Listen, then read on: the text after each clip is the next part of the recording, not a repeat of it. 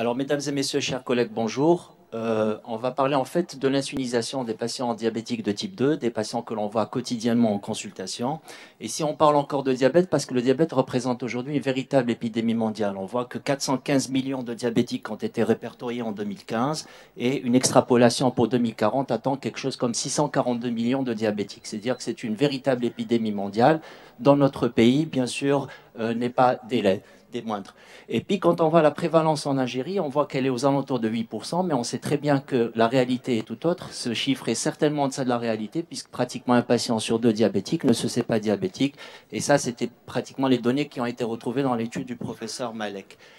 Alors, indéniablement, réduire la glycémie, ça permet de réduire les complications de nos patients, d'abord d'améliorer les symptômes, de réduire les complications, notamment les complications infectieuses, mais aussi les complications métaboliques aiguës, et à long terme, bien sûr, réduire les complications micro- et macrovasculaires qui guettent nos patients diabétiques au quotidien, et in fine, réduire la mortalité de nos patients diabétiques.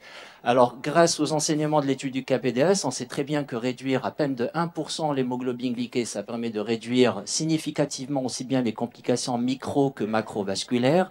Et bien sûr, même après, juste à titre de rappel, dans l'étude du KPDS, c'était des patients diabétiques nouvellement diagnostiqués. Donc, c'est bien de traiter précocement, ça permet un bénéfice. Et même quand les patients ont été revus 10 ans après la fin de cette étude du KPDS, donc lorsqu'ils sont revenus dans la vraie vie de tous les jours, on garde ce privilège, on garde cette réduction des complications aussi bien micro que macrovasculaires. Et c'est pour ça que ça nous a permis de parler de la fameuse mémoire métabolique. Alors, à l'inverse, dans l'étude VADT, c'était les vétérans américains, on avait traité des patients de manière énergique. C'était des patients diabétiques, mais qui avaient plus de 11 ans d'évolution de leur maladie. Donc, en fait, on les traite de manière énergique, mais un peu plus tardivement.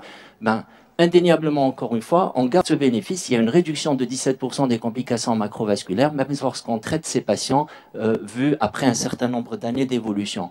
Mais malheureusement, ce bénéfice n'est pas aussi pointu que lorsqu'on traite les patients de manière précoce. Et c'est pour ça qu'on a parlé du fameux héritage vasculaire.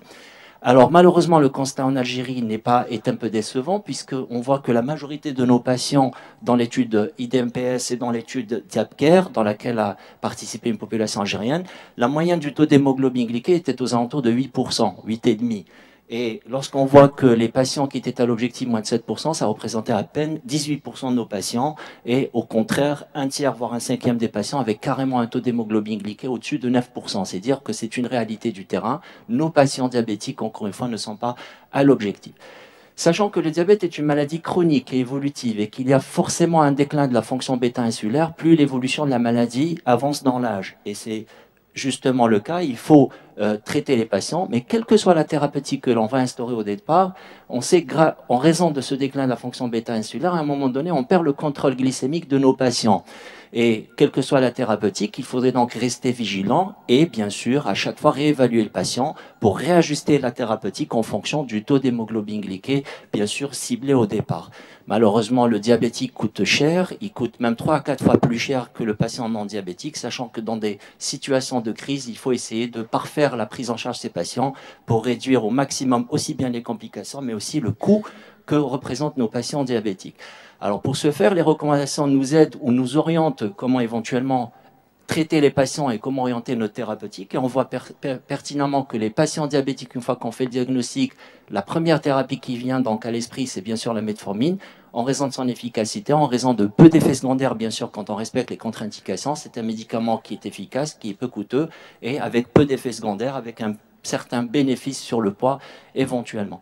Mais dès lors qu'on est amené à intensifier le traitement, les recommandations de l'ADA nous propose, si vous voulez, un ensemble de façons de faire, que ce soit intensifié par un sulfonylurée ou un thiazolidinedione, un inhibiteur de DPP4, un analogue GLP1 ou un inhibiteur SGLT2, ou alors d'emblée une insulinothérapie. Vous voyez que l'insulinothérapie arrive déjà au même titre que toutes les autres thérapeutiques.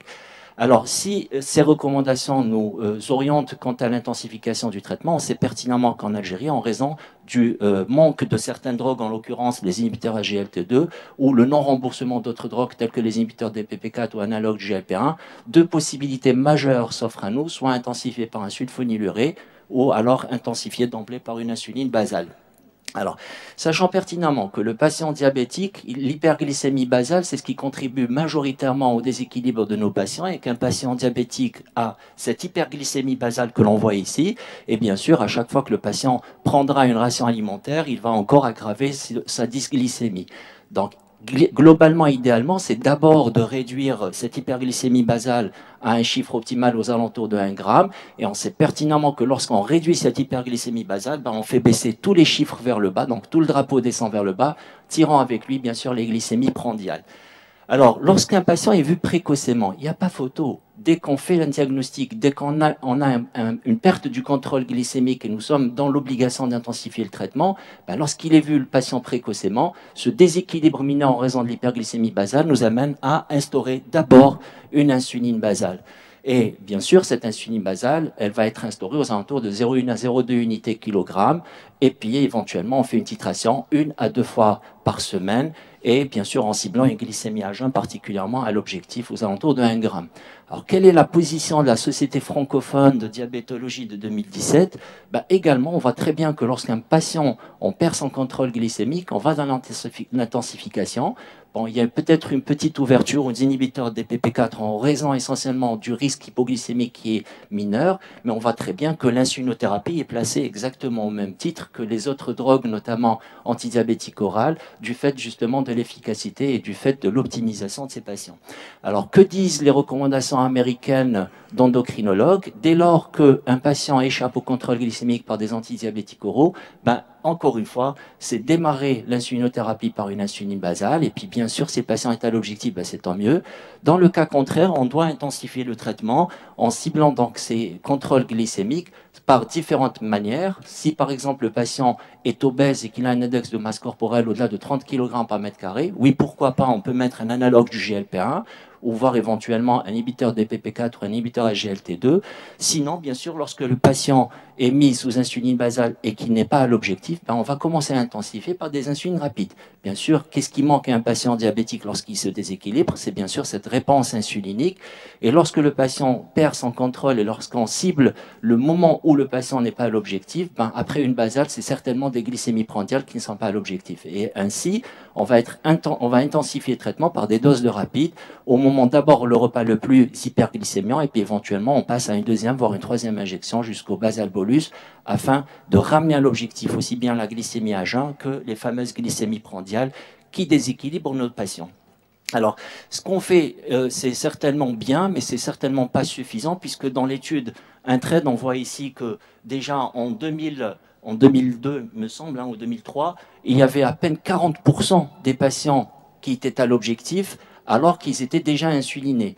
Et en 2012, on voit que dans l'étude Intrade, on faisait un peu mieux, c'est-à-dire 30% des patients étaient à l'objectif lorsqu'on ciblait un taux d'hémoglobine glycée à 8%, mais quand on ciblait un taux d'hémoglobine glycée à 7%, ben 60% n'étaient pas à l'objectif. C'est dire que ce qu'on fait, c'est bien, mais après, il faut le faire bien, il faut arriver à l'objectif, parce que si on a les 2 tiers de nos patients insulinés, mais qui ne sont pas à l'objectif, ça veut dire que quelque part, on ne fait pas suffisamment. Alors, quand on voit un peu les raisons de cet échec thérapeutique malgré une insulinothérapie mise à temps, ben on voit qu'il y a souvent un problème de titration. Regardez, dans cette même étude, il y a les 2 tiers de nos patients qui ont été mis sous insuline basale et qui gardent une glycémie à jeun non à l'objectif. C'est un peu étonnant dans la mesure où on met une insuline basale, c'est justement pour arriver à une glycémie à jeun à l'objectif. Donc 2 tiers de nos patients, 2 tiers de ces patients n'étaient pas à l'objectif, et encore mieux, lorsqu'on regardait le délai de déséquilibre de ces patients, c'était presque 3 ans. Pendant pratiquement 3 ans, ces patients n'étaient pas à l'objectif alors qu'ils étaient déjà insulinés. C'est-à-dire qu'il y a réellement un effet d'inertie thérapeutique sur lequel nous devons agir. Mais pas que. Il y a un deuxième paramètre qui apparaît qui fait qu'on a tendance à ne pas aller dans la titration de manière adéquate ou dans l'optimisation de manière adéquate, ce sont ces hypoglycémies. Les hypoglycémies qui sont une réalité puisque dans cette enquête internationale, l'enquête GAP, faite auprès de 1250 patients, 1250 médecins, on s'aperçoit que les 2 tiers pratiquement des médecins généralistes appréhender cette hypoglycémie et c'est ce qui les empêchait de faire une bonne titration d'insulinothérapie. Et puis pratiquement 80% des médecins spécialistes, donc vous voyez, c'est pas des moindres, 80% des médecins spécialistes appréhendaient encore cette hypoglycémie et qui les empêchaient quelque part à faire une bonne titration pour arriver à l'objectif. Alors, les hypoglycémies définies par l'ADA en dessous de 0,7 grammes par litre, donc la Société américaine de diabétologie et l'Agence européenne de médecine, en dessous de 0,54 grammes par litre. Donc, c'est dire que ces hypoglycémies sont une réalité. Et puis, quand on voit un peu cette étude, l'étude Dialogue, qui est une étude observationnelle réalisée auprès des patients aussi bien diabétiques de type 1 que diabétiques de type 2, 3048 patients analysés en prospective et puis 3743 patients analysés en rétrospective, ben, quand on voit un peu les détails de cette étude, c'est pas négligeable puisque pratiquement un patient sur deux diabétique de type 2 a fait au moins un épisode hypoglycémique. Et encore mieux, plus de 6% de ces patients ont fait des hypoglycémies sévères et plus de 11% ont fait des hypoglycémies nocturnes. C'est-à-dire que c'est une réalité. Nos patients sont exposés à un risque d'hypoglycémie qui n'est pas des moindres et c'est pour cela que nous devons rester vigilants quant à l'éviction ou essayer d'éviter au maximum ces hypoglycémies qui interfèrent avec notre façon de prendre en charge nos patients.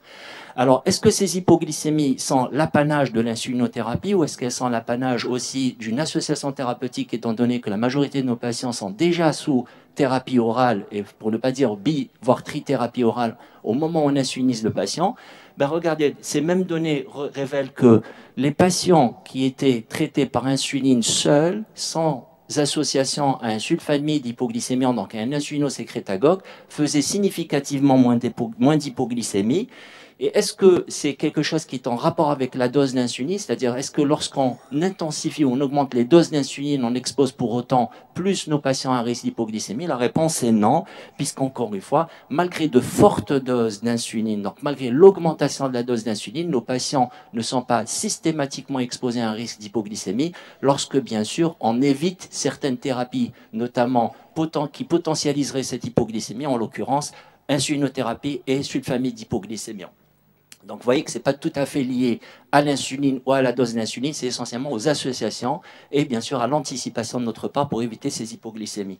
Alors, et puis, il y a un autre paramètre qui apparaît, c'est que le fait que nos patients fassent des hypoglycémies, ben, ça provoque une inobservance thérapeutique, sachant qu'un patient sur deux réduit carrément sa dose d'insuline lorsqu'il a fait un épisode hypoglycémique. Donc, quelque part, ça freine un peu l'optimisation de nos patients, et lorsqu'on voit pratiquement un patient sur 5 qui décale carrément sa thérapie, qui décale carrément sa dose d'insuline, et on peur bien sûr d'une éventuelle hypoglycémie. Alors, la Haute Autorité de Santé nous propose de faire comme suit. Donc, c'est une simple proposition. Lorsque nos patients sont insulinés, ben, la metformine ne potentialise pas pour effet le risque d'hypoglycémie, ben, il faut la maintenir autant que faire se peut, bien sûr en respectant les contre-indications s'il n'y a pas d'effet secondaire majeur. Mais par contre, dès lors qu'on a des patients qui sont sous insulinosécrétagogue, à savoir sulfamide ou glinide, il faut peut-être penser à réajuster la thérapeutique, éventuellement à réduire les doses une fois qu'on a insuliné le patient. Par contre, l'intérêt de garder un inhibiteur de l'alpha-glucosidase ou un inhibiteur de la DPP4 serait peut-être revu en question, puisque à ce moment-là de l'insulinothérapie du patient, il y a peut-être une perte d'intérêt de ces classes thérapeutiques. Et puis, quand on voit la Société francophone de diabétologie, ben, elle nous recommande, lorsqu'on utilise une insulinothérapie, c'est d'utiliser les insulines qui provoqueraient le moins d'hypoglycémie.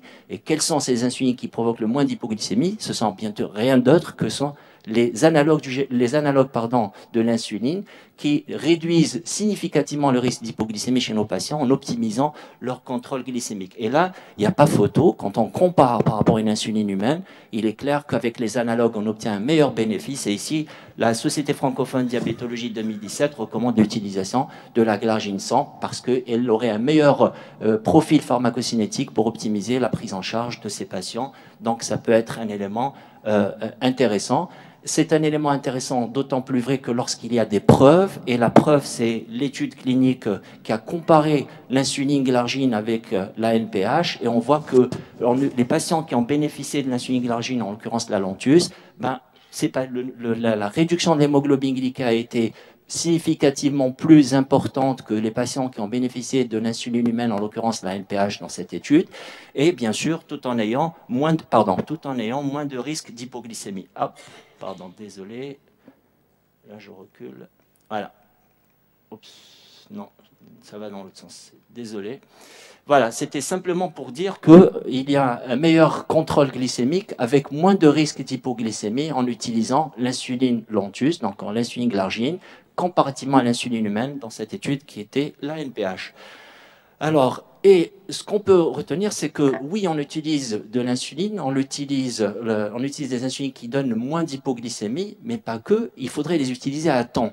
Quand on voit dans cette donnée, dans cette analyse qui a été publiée en 2012, ben regardez, lorsqu'on traite précocement nos patients diabétiques, donc lorsqu'on instaure une insulinothérapie à temps, ben on a besoin de moins d'efforts pour réduire le taux d'hémoglobine glyquée, donc avec un faible avantage, donc puisqu'on n'a pas de gros efforts pour réduire l'hémoglobine glyquée, une petite baisse suffirait pour atteindre l'objectif, et puis on a plus de proportion de patients qui vont atteindre leur objectif. Par contre, lorsqu'on attend, lorsqu'on tarde à instaurer une insulinothérapie, ben on a besoin de plus d'efforts en matière de réduction de l'hémoglobine glyquée pour atteindre l'objectif, et pas pour autant, plus de patients seront à l'objectif. Donc c'est clair que si on instaure une insulinothérapie, ben il ne faut pas tarder, il faut l'instaurer à temps pour atteindre le maximum de patients à l'objectif en ayant fait le moins d'efforts possible, c'est-à-dire en utilisant des doses d'insuline pas forcément trop élevées. Alors, et c'est dans ce sens que cette méta-analyse de Owens, qui a été donc publiée donc en 2014, où on a fait une analyse de 15 études randomisées ayant utilisé une insulinothérapie chez des patients diabétiques de type 2 qui n'étaient pas à l'objectif, il y avait deux façons de faire.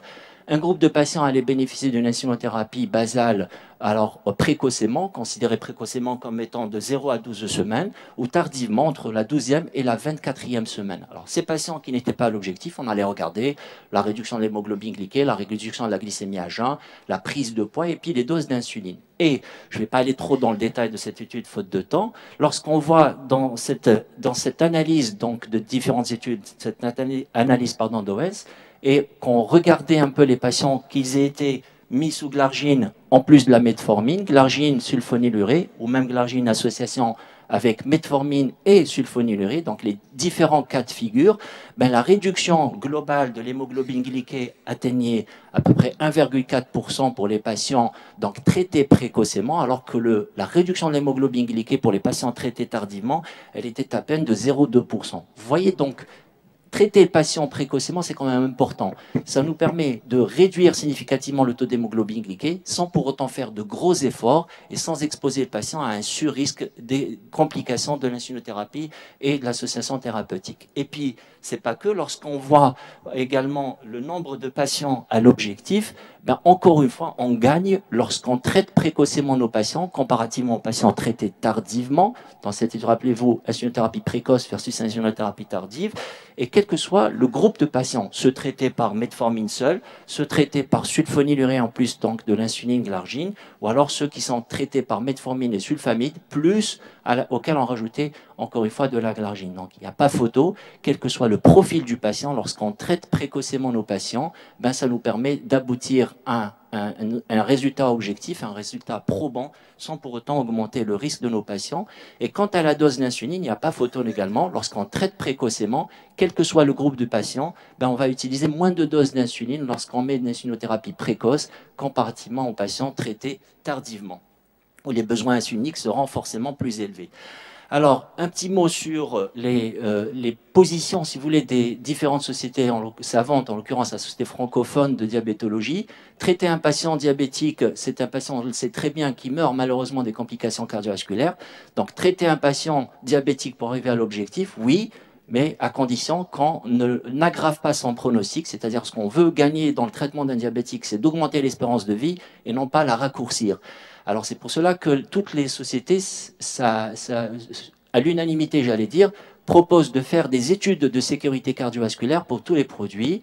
Et quand on regarde un peu de plus près quant à l'insulinothérapie, lorsqu'on doit instaurer une insuline basale, ben, il n'y a pas photo, il y en a une qui ressort, c'est l'insuline glargine. Pourquoi? Parce que c'est la seule insuline lente qui a bénéficié d'une étude de sécurité cardiovasculaire chez des patients diabétiques de type 2. Et c'est grâce à cette étude d'origine, dont je vous dirai simplement deux mots, c'était des patients qui étaient tous à haut risque cardiovasculaire. Donc soit ils avaient fait un événement cardiovasculaire, etc.